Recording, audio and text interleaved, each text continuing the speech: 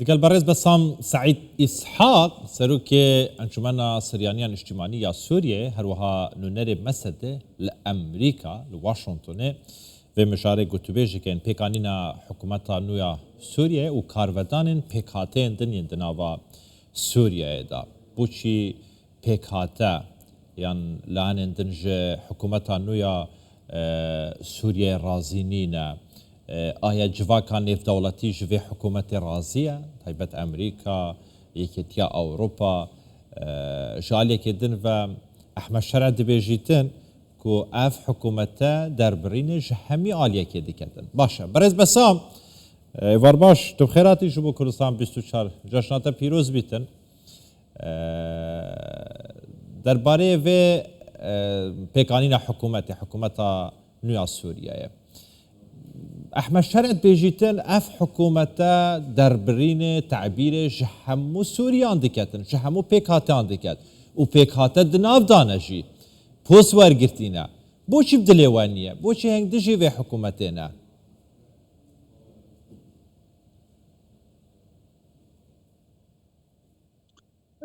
تحياتي لكم صلاة ولا هروها جشني هم ولا يكتم بيروز بيت زور سپاس با أمي وأنداريام زۆر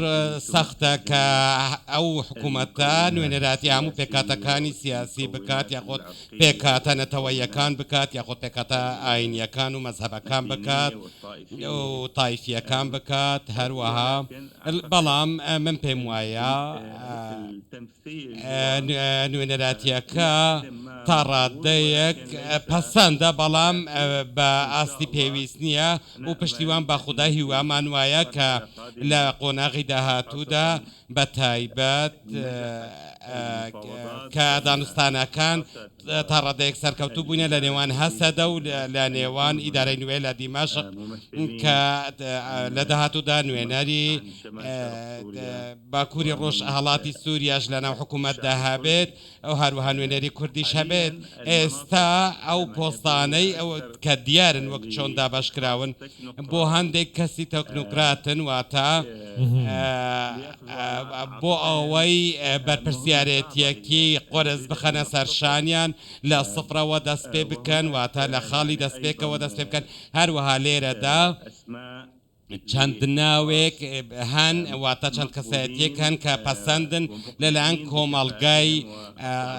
سووریا و لە لێهاتووی و کارامەییان و ناکرێت ئێمە هەمووی زەربی سفر بکەین بەڵام پێویست دەکرا کە باشتر بێت کە لەوەی کە ئێستا ڕاگەیەنراوە باشە یعنی کارڤەدانên we helwestê we dê çi bîtin weke Mesedê weke pêkhateyên din li Sûriyayê îtir hikûmet hat pêkanîn û Ehmed Şerî ji bî hikûmeta teዕbîrê ji hemû Sûriyan diketin helwestê we tinê di çarçûveyê beyannameyeka nerazîbûnê da dibêtin yan dê we helwestên din yên sivîlane di nava Sûriyê de hebin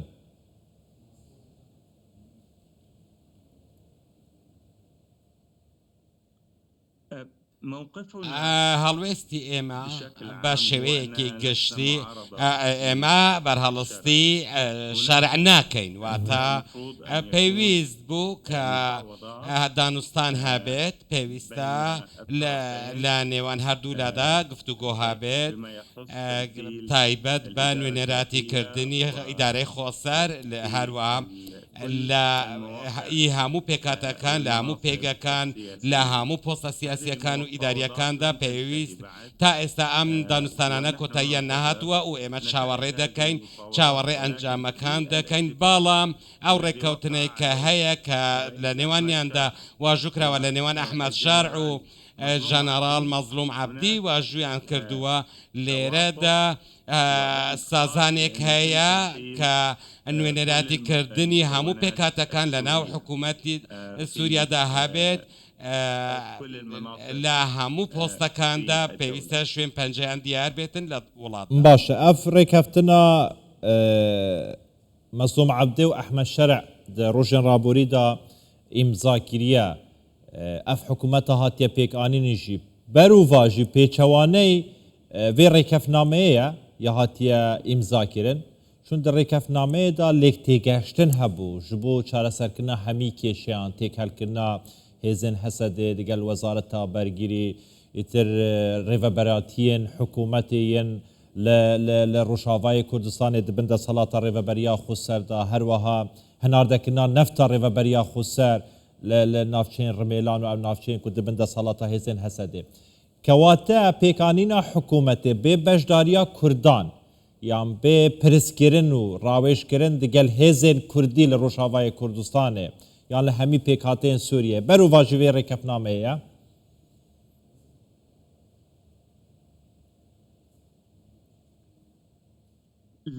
نەخێر ناتوانین بڵێن کە ئەمە پێچەوانەی ڕێکەوتنەکەیە چونکە ڕێکەوتنەکە کۆتایی نەهاتووە تا ئێستاش ڕێکەوتنەکە پێویستی بەوەوە هەیە کە ڕەزامەندی کۆتایی لەسەر بدرێت بۆ ئەوەی ئەنجامی دانوستانەکان دانوستانی لیژنەی هەردوو لایەن ڕابگەیەندرێت تا ئێستاش ئەمە کۆتایی نەهاتووە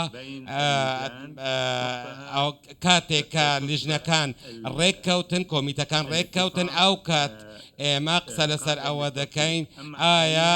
ڕێککەوتنەکە قابلە لە بۆ جێبەجێکردن یان نا بەڵام تا ئێستا ئەو ڕێککەوتنە جێبەجێ نەکراوە چونکە کارەکانی بەردەوامن هێشتا بە کاری لێژنەکان بەردەوامە لێژنە پەیوەندیدارەکان مەبەستە باشە کاک بەسام پێکهاتت بێژێن ئەنی ئەف حکوومەتانەها لە گۆڕی پێکانینە هیچ جیاوازیەک نییە دەگەل حکوومەتێن پێشترێ مەبەستەوان یا سەردەما بەشار ئەسەدیە یعنی تاکراویە لە شامێ هاتیە پێکانین و بێ حسابکردن بۆ هیچ پێکهاتەیەکێ هین ترساوەیەکی هەیە دەفهەوە یان پێشبینی دکەن و ئەف جوورە حکوومەتە و ئەحمە شەرە پێک دینیتن حکوومەتا بەگوهێز و دپشرا حکوومەتا کونکریت و یا 4-5 ساڵی و هەلبژارتنان و دەستور و یعنی بەرەف دیکتاتوریەتێ بچی جارێکا دیکە سووریا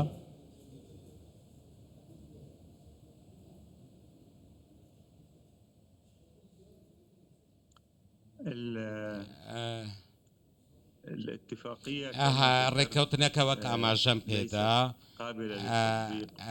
تا ئەو کات بۆ ئەم کاتە قابلی جێبەجێکردن نییە لە ڕابردوودا هەمیشە کێشە هابووە لە سووریا کاک بەسام مەبەستا من ڕێککەوتن نییە ئەزە پرسێ بووتە دووبارەکەمە ببورن داخوازە لێبورینێت کەم مەبەستا من پێکانینە ئەف جوورە حکوومەتەیە حکوومەتەکە کوبێ بەشداریکردنا هیچ پێکهاتەیەکەیە لە شامێ هاتیە پێکانی حکوومەتەکە ترسێک دەفهەوە دروست بووە و بەرەف دیکتاتوریەتێ بچیتن لێرەدا تەنها ئەوان کاتی خۆی تەنها فەرمانەکانی دیکتاتۆریان جێبەجێ دەکرد بەڵام لێرەدا ئەوەی گرنگترە تەنها پێکێنانی وەزارەت نییە بەڵکو ئەو دەسەڵاتانەیە کە بە وەزیرەکان دەدرێت ئایا ئەوان ئازادی تەواویان هەیە بۆ کارکردنیان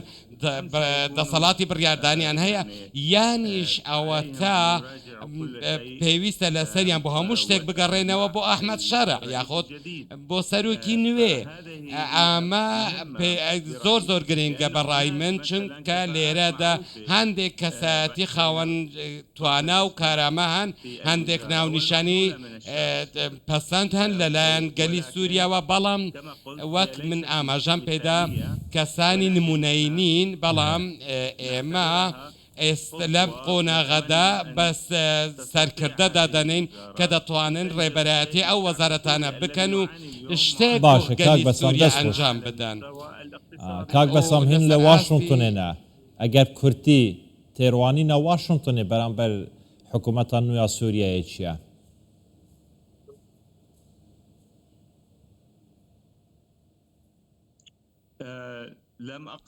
من تا ئێستا هیچ بەیاننامەیەکم چاوم پێی نەکەوتووە واتە بەیاننامە فەرمیەکان لەلایەنە فەرمیەکانەوە لەبارەی پێکێنانی ئەو حکوومەتە لە سووریا